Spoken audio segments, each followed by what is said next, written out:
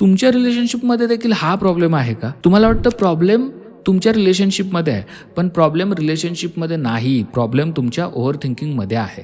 तो रिप्लाय उशिरा देतो आणि तुझं माइंड स्टोरी करतं. इंटरेस्ट कमी झाला आहे, कुणीतरी तिसरं आलं असेल, मी इम्पॉर्टंट नाही आहे. एक मेसेज येण्याआधी तू पूर्ण ब्रेकअप जगून घेतलेला असतोस. ओव्हर थिंकिंग म्हणजे काय? रियालिटीपेक्षा इमॅजिनेशनवरती जास्त विश्वास ठेवणं आणि मग त्या इमॅजिनेशनवर रिॲक्ट करणं. तो थोडा बिझी असतो, पण तू कोल्ड होतेस. तो कन्फ्यूज होतो, कम्युनिकेशन कमी होतं आणि हळूहळू डिस्टन्स वाढत जातं. शेवटी तुम्ही म्हणता आपण कम्पॅटेबल नाही, पण खरं कारण कम्पॅटिबिलिटी नाही, क्लॅरिटी नव्हती. मी एक केस हँडल केली होती. एक कपल सतत भांडायचं. रिझन काही मोठं नव्हतं, फक्त अजम्पशन्स.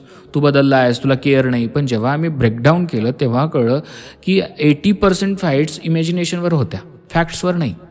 ओव्हर थिंकिंग रिलेशनशिप तोडतं, कारण तू पार्टनरसोबत नाही लढत, तू तुझ्या माइंडमध्ये तयार केलेल्या व्हर्जनसोबत लढतोयस.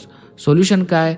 गेस करू नकोस, डायरेक्ट विचार, क्लॅरिटी घे. दुसरं, पॉज शिक, लगेच रिॲक्ट करू नकोस. आणि तिसरी फॅक्ट म्हणजे फिलिंग्ज वेगळे कर.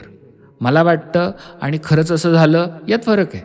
एक गोष्ट लक्षात ठेवा, ओव्हर थिंकिंग प्रेमाला डिस्ट्रॉय करत नाही, पण ट्रस्टला डिस्ट्रॉय करते.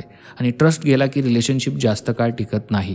आणि जर तू ओव्हर थिंकिंगमुळे रिलेशनशिप खराब करत असशील आणि कंट्रोल होत नसेल, तर मी रिलेशनशिप रिसेट किट बनवलं आहे, ज्यात स्टेप बाय स्टेप सिस्टम आहे तुम्हाला इमोशनली स्टेबल आणि प्रॉब्लेममधून क्लॅरिटी मिळवण्यासाठी. अधिक माहितीसाठी व्हॉट्सअपवर रिसेट असा मेसेज करा 8010093939 या नंबरवर.